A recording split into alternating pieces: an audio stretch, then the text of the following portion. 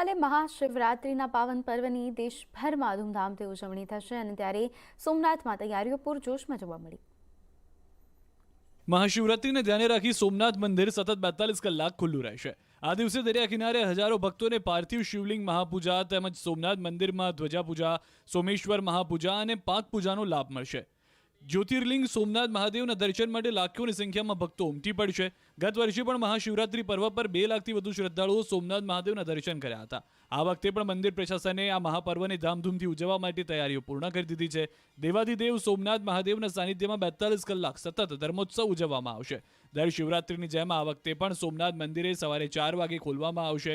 સવારે 7 વાગે પ્રાતઃ આરતી કરવામાં આવશે અને ત્યારબાદ ટ્રસ્ટ દ્વારા ધ્વજા પૂજા અને પાલખી પૂજા કરી સવારે 9:30 કલાકે મંદિર પરિસરમાં દર્શનાર્થીઓ માટે પાલખી યાત્રા યોજવામાં આવશે। પરંપરા અનુસાર જ મહાશિવરાત્રીની રાત્રિ પર 4 પ્રહરની મહાપૂજા અને મહાઆરતીનું પણ આયોજન કરાયું છે। આ સાથે વહેલી સવારથી જ સોમનાથ યજ્ઞશાળામાં હોમાત્મક લઘુ રુદ્ર યજ્ઞનું આયોજન છે।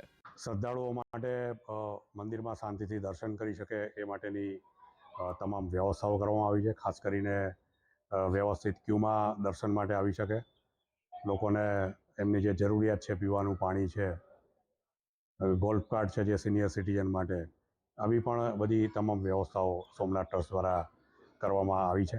મહાશિવરાત્રિ પર્વે સૌ પ્રથમવાર સોમનાથના ઇતિહાસને ઉજાગર કરતી નૃત્ય નાટિકા લગભગ 100થી વધારે કલાકારો દ્વારા સોમનાથમાં કરવામાં આવનાર છે।